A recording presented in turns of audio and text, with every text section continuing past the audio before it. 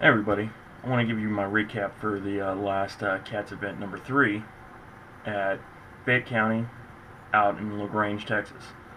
Um, First off, I'll go ahead and talk about the pre-fishing. Pre-fishing for me was pretty good. Um, was constantly getting stringers in the mid-90s. Couldn't reach that century mark, which I knew what it would take to actually win the event, but I knew I was looking pretty good as placement-wise for the points. Now, come tournament day, we had a wind all week leading up, and overcast skies moved in Friday night. During all my pre-fishing, it was bluebird skies, and really, I think that was one of my keys was the high skies because I was targeting fish that were sticking very close to the cover.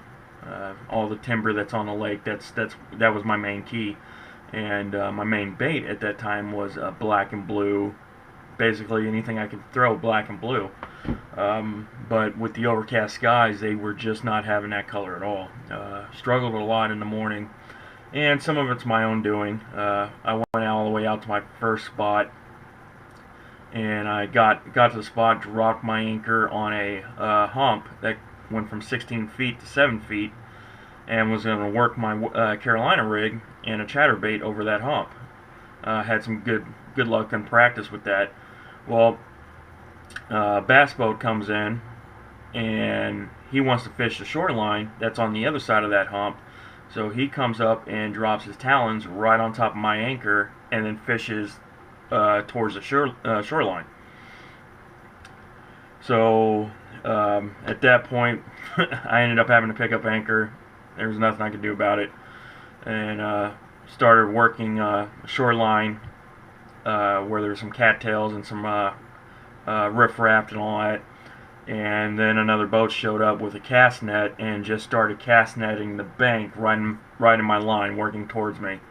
So at that point, I was so frustrated, I kind of blew up my game plan because my next spot after where I was going to be working the riffraff of the dam all the way down to the southeast corner where there's some timber.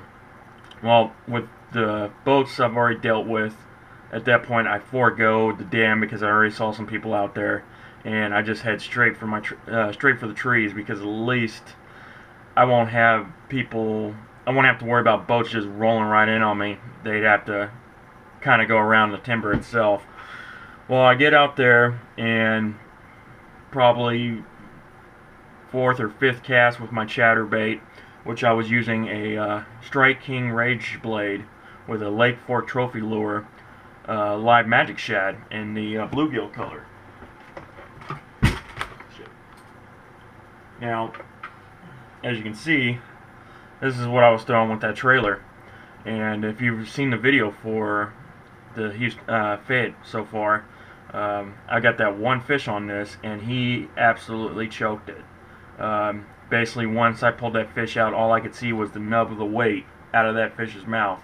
He had the tail down his throat, the hook was in the top of his mouth.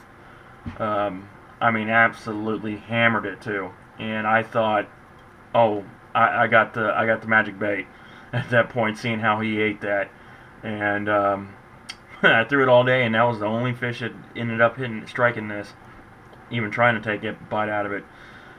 Really, really sucked. I thought I had something golden on that, but you know, I struggled the rest of the morning because I was still throwing the black and blue, and you know, I had most of the colors I packed were black and blue because that's what I was working with. I left a lot of soft plastic variety up in my trailer. Well, one thing I always carry with me though is Senko's, Yamamoto's, and what I ended up having with me is the watermelon slice laminate. If you guys haven't seen these, it's basically a watermelon red, but instead of the glitters, you know, that you get in it, that would be all throughout the bait. Half of it's the watermelon, and the other half is just the red with every that comes in it. Now, this basically saved me for the rest of the day. I mean, I was getting a lot of bites on this. The last 3 hours is basically when I swapped over, finally found this color, because I was running through everything I had. I started getting the hits, and I mean, I lost a few, and that kind of goes in hand with what I was doing, because I was running my spinning reel. I had 15-pound Seaguard braid on it with a 15-pound fluorocarbon leader, and I know better, but tournament times, you're just not thinking about it, or you're in such a rush to get your 5 fish, you just don't stop to do it. But I'd catch a fish close to the timber like I was in practice, but instead of stopping, cutting my line, retying, I'd throw back out there, and that next fish, as soon as he went across some timber, boom, the fluorocarbon would go. So, you know, that's my mistake. I lost a couple that way, but at the same point, that light line was definitely helping out with these heavily pressured fish. I mean, the weekend before, there was a tournament that went on that had, well, there was multiple tournaments, but one was almost 50 boats, I believe, and it was a youth tournament. So, I mean, there was bass boats everywhere the week prior, and this week I think the weather kind of kept some of them off with the amount of wind, because we were having, I think, pretty much right around 16 for the whole day, but gusting up to the 20s. So it made that lake very choppy, which probably kept some of the bass boats off, which, you know, there was a lot out there, but there still wasn't as many as the week prior. But as normal, I was throwing my drop shot on my Kessler Argon rod. It's a 6.9 medium extra fast. Like my last video, I can't say enough about this rod. You can feel those very light bites that you're going to get on those pressured fish. But I actually had one that you'll see, it was one of the ones I missed. Throwing a shaky head, and that sucker came out and just hammered it. I mean, took line off my reel before I even set the hook. I mean, just absolutely hammered it. And then she got me wrapped around a tree, and I just lost her. I would have liked to seen what size that fish was, but I don't think it would have helped, because I had a 16 that I had to get rid of. But I definitely would have. I didn't think it would have been big bass or anything like that. But as drop shot goes, I use a Trocar for this rig. Since I was throwing so heavy to cover, I was using a Trocar 1/0 HD worm hook and Texas rigging it. So I didn't have to worry about any exposed hooks. So when I was throwing everything into the timber, I didn't have to worry about getting hung up. Also, with that, I was using a Voss drop shot weight. See if I got it. Sorry. The drop shot weight itself kind of has a curve to it, which I actually prefer this. I know there's going to be people who want teardrop, everything like that, but with the curve, I can sit there and work the drop shot where I keep the slack line on my drop shot, and once I lift and I start feeling the weight of the weight, I let go and let it go back to slack. Well, basically that weight will just sit there and rock, so you're not getting that extra noise or taking the fish's attention away from your worm down to the weight that's on the bottom. I've had really good luck with that. So you know, I've used other drop shots, I've used the ball weights, I've used the teardrops, and I just prefer that curve from the Voss. But also, I would go through and work the stumps that way. Now, if I wanted to make a long cast through, because it was overcast and they were roaming, I was using a missile bait warlock head for a shaky head, and sit there, use the same Yamamoto bait, and just sit there and shake that and work that back on a cast, and I got a couple really big ones on that too. That one that I was talking about that hit, just slammed it. That was on that shaky head. Now, I had my 5 fish at that point, and like I said, all of them really came at the last 3 hours. And as I was heading back to the weigh-in, last year I had some luck on the last point, just trolling along a deep diver. So I figured I'd do the same thing on this case. Now, so as I was coming around the main point, went ahead and threw out my Livingston Lure Howl Dream Master Classic deep diver, and I was using a golden XXX shad. Right there. Now, I had my biggest fish of the day on this, so that was nice. I was able to call a 15-incher. Now, I'm running this right now on my Kessler 7-foot 3-inch KLX medium heavy with a fast tip. Sitting there just trolling, running along, and felt that bass come wrong and just hit it. Stopped, reeled her in. She had that howl pretty much, I wouldn't say engulfed, but the back hook wasn't in the top of the lip, it was back in her gut. I mean, not her gut, but back in the top of her mouth. So she hit that pretty good. Oh, I forgot to say my Strike King Rage Blade that I was using that also on one of my Kessler's KLX rod. It was a 7-footer with a medium, moderate fast tip. A good twitching rod, let alone chatterbait rod. But yeah, I mean, that was my day. I finished with 90 inches and a half. I was hoping I could have done a little bit better than that, but I mean, he got me 13th out of I think 99 professional anglers for that tournament. We had over 140 total, which is great. That's the third CAT event we've had that's over 100 people, so things are looking really good. Seems like the tournament series itself is growing great.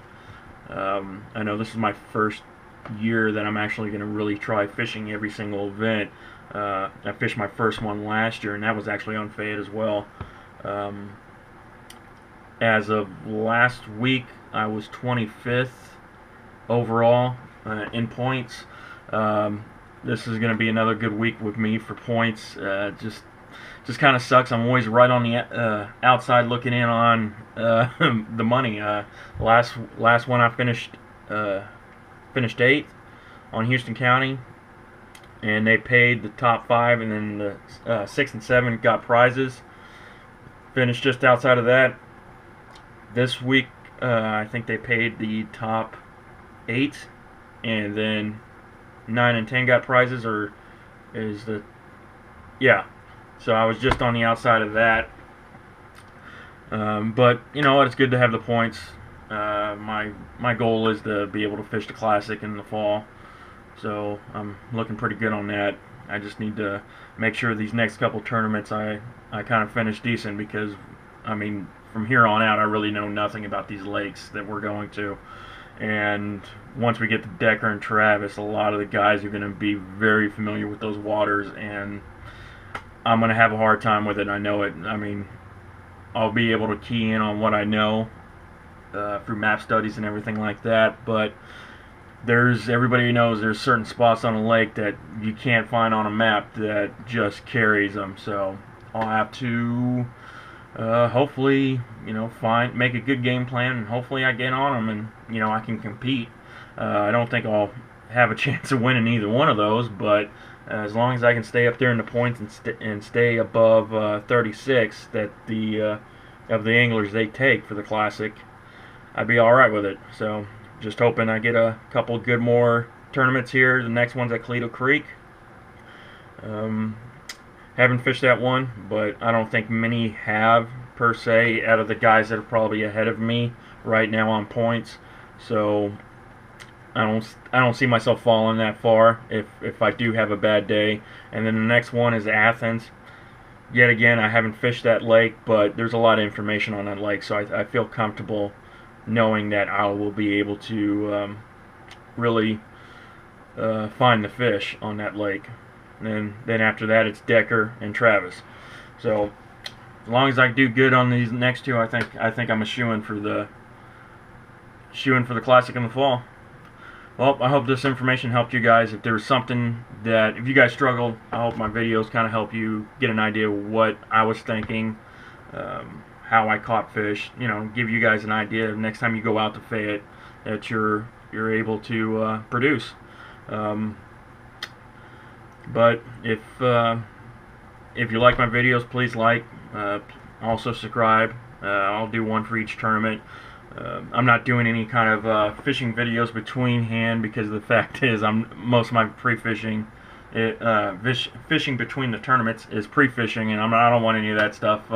Anybody seeing that stuff before the tournament wise, so that's why you're not seeing any videos per se during that time. Let's see. Yeah. So hope you guys stay safe out there. I know we had unfortunately a boating fatality on Conroe this weekend also, so always keep yourself looking and see what's going on around you. Make sure your kayaks are as visible as possible. I mean, I go overboard on mine. I've got my Supernova lights. My 360 light is a 16-foot LED strip that you've seen in one of my videos. My micro pole, I've got a flag on top of that, so there's no excuse for someone saying they can't see me. I don't want to be one of those people that, oh, I just couldn't see them and, you know, get hit by somebody. So be safe, guys. Make sure that you're visible to everybody, because with the wind and the chop that was on Fayette, if you don't have a flag out during the middle of the day, those waves will cover you up when someone's running across the lake. So just do what you can to make sure that you're able to be seen. All right, guys, keep it safe and keep those lines tight.